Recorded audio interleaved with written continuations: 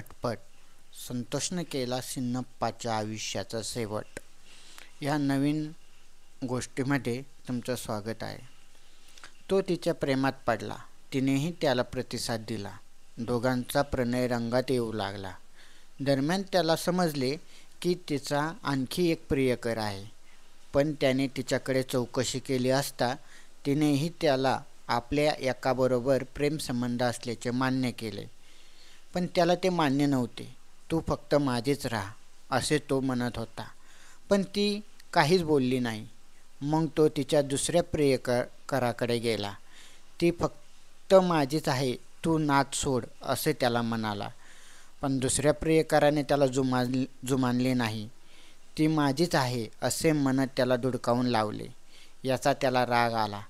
तिच्या आयुष्यातून दुसऱ्या प्रियकराला घालवायचे तर त्याला या जगातून घालवावे लागेल असा विचार त्याच्या केला.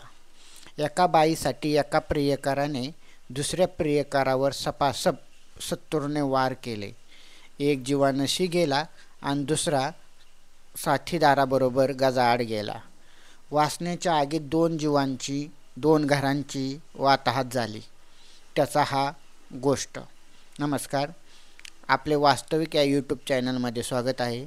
ही गोष्ट आवडल्यास नक्कीच लाईक करा, शेअर करा आणि सबस्क्राईब करायला विसरू नका. तर ही गोष्ट आहे सोलापूर जिल्ह्यातील माळशिरस तालुक्यातील. एक 40 वर्षाचा संतोष नावाचा तरुण त्या गावामध्ये शेतमजुरी करत राहत होता. तो शेतमजुरीवर आपला घर खर्च चालवित होता. काम करण्याच्या ठिकाणी त्याची ओळख शेतात मजुरी करणाऱ्या एका पूजा नावाच्या या महिलेशी झाली. ती तरुण होती, आकर्षक, मनमोकळ्या स्वभावाची होती. तिच्या बोलक्या स्वभावामुळे कोणीही तिच्याकडे ओढला जात होता. ती सगळ्यांशीच मनमोकळेपणाने गप्पा मारत होती. त्यामुळे तिचा संतोषबरोबर लवकरच मैत्री झाली. बोलायलाही लागवी असल्याने संतोषला ती आवडू लागली होती. अनेक वेळा संतोष आणि तिची गाठभेट झाल्याने त्यांच्यातील मैत्री वाढत गेली. ते आता मोबाईलवरून एकमेकांशी बोलू लागले. संतोषला ती आवडत असल्याने एके दिवशी त्याने तिला थेट आपल्या मनातील भाव बोलून दाखवले. पूजाही मनातल्या मनात खुश झाली होती. तिने त्याला प्रतिसाद दिला. मग मात्र कोणताच अडसर उरला नाही. ते एकमेकांना चोरून भेटू लागले. निर्जन स्थळी जाऊन गाठीभेटी घेऊन ते प्रणयात रमू लागले. तिच्याबरोबर इश्काचा खेळ खेळताना तो हरकून जात होता. तिच्या जवानीची कमालच अशी झाली होती की संतोष तिच्यासाठी काही करायला तयार झाला होता. पण एक दिवस संतोषला अचानक पूजाचे दुसऱ्या एका विस्मा माणसाबरोबर प्रेमसंबंध असल्याचे समजून आले. तो प्रियकर होता सिन्नप्पा. ते सिन्नप्पाचे वय होते 60 वर्ष. तो शेतकरी होता. पूजाचे एका परपुरुषाबरोबर प्रेमसंबंध आहेत हे त्याला समजले. तेव्हा त्याने याबाबत पूजाला विचारले. तिनेही ते कबूल केले. तेव्हा त्याची अस्वस्थता वाढली. ती फक्त त्याचीच असावी असे त्याला वाटत होते. तिच्यात कोणी भागीदार त्याला नको होता. त्यामुळे त्याने तिला सिन्नप्पाचा नाद सोडायला सांगितले.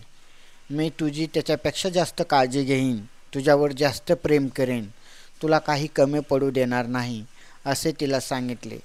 तिने मात्र काहीच उत्तर दिले नाही.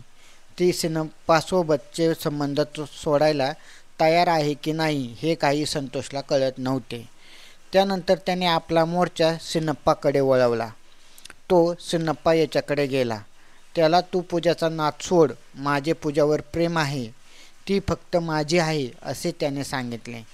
तेव्हा सिन्नप्पाने त्याला नकार देत धुडकावून लावल्यामुळे त्या दोघांमध्ये वाद झाला. रागाच्या तिरमिरी संतोषने सिन्नप्पाला धमकी दिली की पूजाचा नाद सोडला नाहीस तर तुला ठार मारेन. त्याच्या या धमकीचा सिन्नप्पाने भीक घातली नाही.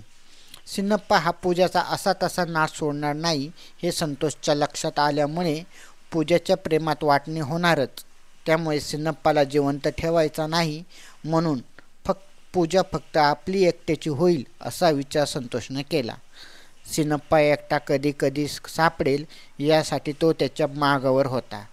तो त्याच्यावर पाळत ठेवून होता. गणेशनगर परिसरात सिन्नप्पा आपल्या शेतात बंगला बांधायला काढला होता. या बंगल्याचे जवळपास 80% काम पूर्ण झाले होते. अतिशय सुंदर बंगला बांधायचा असं सिन्नप्पाचं स्वप्न होतं. त्यामुळे बंगला बांधला जात होता.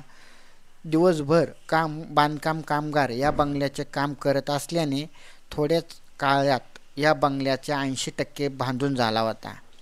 लवकरात लवकर बंगला बांधून पूर्ण व्हावा अशी सिन्नप्पाची अपेक्षा होती. त्यामुळे बांधकाम कामगार बराच वेळ अगदी रात्रीपर्यंत काम करत होते. त्याच्यावर देखरेख ठेवण्यासाठी सिन्नप्पा हा त्या ठिकाणी येत असे आणि रात्री बंगल्यातच झोपत असे. सकाळी उठून तो घरी जायचा. गुरुवार दिनांक 19 जून 2025 रोजी सिन्नप्पा हा रात्री बंगल्यावर झोपायला आला. पण दुसऱ्या दिवशी सकाळी तो नेहमीप्रमाणे आपल्या घरी गेला नाही. सकाळचे 10 वाजले तरी आपले वडील घरी का आले नाहीत म्हणून सिन्नप्पाचा मुलगा बाळूने वडिलांच्या मोबाईलवर फोन केला. मात्र त्याचे वडील मोबाईल उचलत नव्हते. शेवटी घरात सांगून बंगला बांधला जात होता त्या ठिकाणी तो आला. त्याला त्या ठिकाणीही त्याचे वडील दिसले नाहीत म्हणून तो आतमध्ये गेला असता समोरचं दृश्य पाहून त्याच्या पायाखालची वाळू सरकली. त्याच्या डोळ्यातून पाणी आले कारण समोर त्याचे वडील रक्ताच्या थारोळ्यात पडले होते. ते पाहून तो मोठ्या मोठ्याने ओरडू लागला. आपल्या नवीन घरात हे असं अकृत घडल्याचे पाहून त्याच्या काळजात ठस्स झालं. त्याला भीतीदायक आवाज ऐकून परिसरातील शेतकरी धावत पळत घटनास्थळी आले. समोरचे दृश्य पाहून त्यांनाही धक्का बसला. कोणीतरी या घटनेची माहिती पोलिसांना दिली. त्या ठिकाणी येऊन पोलिसांनी खात्री केली आणि अकलूज पोलीस ठाण्यात या घटनेची माहिती दिली. गणेशनगर परिसरातील बांधत असलेल्या बंगल्यास सिन्नप्पा या बंगल्याच्या मालकाचाच कोणीतरी खून केल्याची माहिती मिळताच पोलीस तिथे आले.